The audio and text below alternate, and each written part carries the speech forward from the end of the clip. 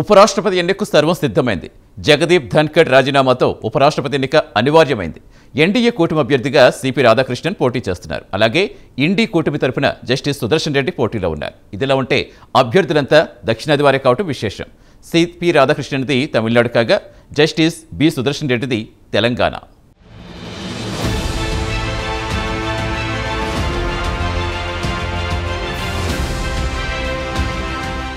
ఉపరాష్ట్రపతి ఎన్నికకు ఏర్పాట్లు పూర్తయ్యాయి. జగదీప్ ధన్కడ్ రాజీనామాతో ఉపరాష్ట్రపతి ఎన్నిక అనివార్యమైంది. కాగా మహారాష్ట్ర గవర్నర్ సిపి రాధాకృష్ణన్ ను తమ అభ్యర్థిగా ఇటీవల ఎన్డీఏ కూటమి ప్రకటించింది. అంతేకాదు సిపి రాధాకృష్ణన్ ను మద్దతు ఇవ్వవలసిందిగా ఇండియా కూటమిని కోరింది. అయితే ఎన్డీఏ కూటమి అభ్యర్థనను ఇండియా కూటమి తోసిపుచ్చింది. ఉపరాష్ట్రపతి ఎన్నికలో పోటీ చేయాలని ఇండియా కూటమి నిర్ణయించుకుంది. ఇందులో భాగంగా తమ అభ్యర్థిగా జస్టిస్ బి సుదర్శన్ రెడ్డిని కాంగ్రెస్ ప్రకటించింది.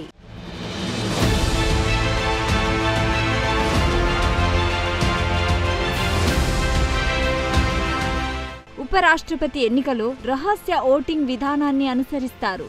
రాజ్యసభ అలాగే లోక్సభతో కూడిన ఎలక్టోరల్ కాలేజీ ఉపరాష్ట్రపతిని ఎన్నుకుంటుంది. సాధారణంగా తమ పార్టీ బలపరిచిన అభ్యర్థులకే ఎంపీలు ఓటు వేస్తారు. అయితే కొన్నిసార్లు క్రాస్ ఓటింగ్ కూడా జరిగే అవకాశాలున్నాయి.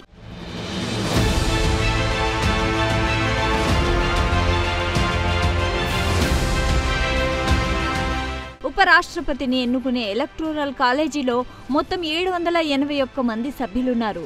వీరిలో 542 మంది లోక్సభ సభ్యులు, అలాగే 239 మంది రాజ్యసభ సభ్యులు. ఇందులో ప్రతి సభ్యుడి ఓటు విలువ ఒకటిగానే ఉంటుంది. కాగా మెజార్టీ మార్క్ 391. ఇదిలా ఉంటే ఎలక్టోరల్ కాలేజీలో అధికార ఎన్డీఏ కూటమికి ఇప్పటి వరకు 422 మంది సభ్యుల బలముంది. ఈ సంఖ్యాబలం చూస్తే ఎన్డీఏ కూటమి అభ్యర్థి సిపి రాధాకృష్ణన్ గెలుపు సునాయాసంగానే కనిపిస్తుంది. అంతేకాదు వైఎస్ఆర్ కాంగ్రెస్ కు చెందిన 11 మంది సభ్యులు కూడా ఎన్డీఏ కూటమికే మద్దతు తెలియజేశారు.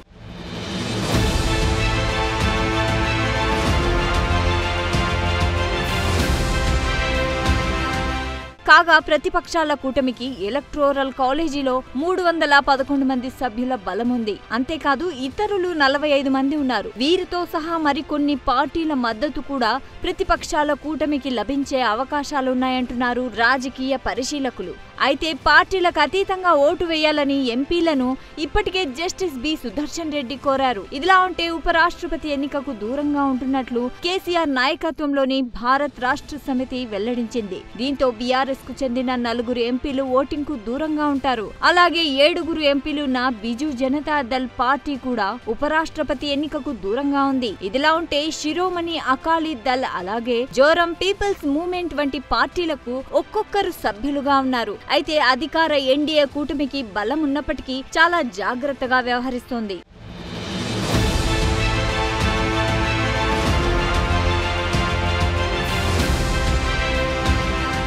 కాగా ఎన్డీఏ కూటమి నుంచి పోటీలో ఉన్న రాధాకృష్ణన్ ప్రస్తుతం మహారాష్ట్ర గవర్నర్ గా ఉన్నారు. గతంలో జార్ఖండ్ తో పాటు మరికొన్ని రాష్ట్రాలకు ఆయన గవర్నర్ గా పనిచేశారు. ఒక దశలో తెలంగాణకు కూడా ఇన్ఛార్జ్ గవర్నర్ గా సిపి రాధాకృష్ణన్ సేవలందించారు. సుదీర్ఘ రాజకీయ జీవితంలో కోయంబత్తూర్ నుంచి 2 సార్లు రాధాకృష్ణన్ లోక్సభకు ఎంపికయ్యారు. తమిళనాడులో బీజేపీని పటిష్టపరచడంలో సిపి రాధాకృష్ణన్ది క్రియాశీలక పాత్ర.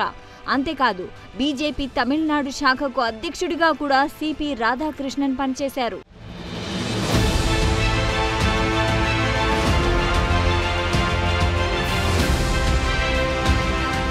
కాగా జస్టిస్ బి సుదర్శన్ రెడ్డిది తెలంగాణ రాష్ట్రం. రంగారెడ్డి జిల్లా ఆకుల మైలారం ఆయన సొంతూరు. ఉస్మానియా విశ్వవిద్యాలయంలో ఆయన లా చదివారు. 1971లో ఉమ్మడి ఆంధ్రప్రదేశ్ బార్ కౌన్సిల్లో ఆయన న్యాయవాదిగా పేరు నమోదు చేసుకున్నారు. 1995లో ఆంధ్రప్రదేశ్ హైకోర్టు న్యాయమూర్తిగా నియమితులయ్యారు. ఆ తర్వాత గౌహతి హైకోర్టు ప్రధాన న్యాయమూర్తి అయ్యారు. అటు పిమ్మట 2007లో తొలిసారి సుప్రీంకోర్టు న్యాయమూర్తి అయ్యారు. కాగా 2011లో justice B Sudarshan Reddy retire అయ్యారు. కాగా ఇటు ఎన్డీఏ కూటమి అటు ఇండియా కూటమి 2 దక్షిణాది వారినే ఉపరాష్ట్రపతి పదవికి అభ్యర్థులుగా ప్రకటించడం విశేషం.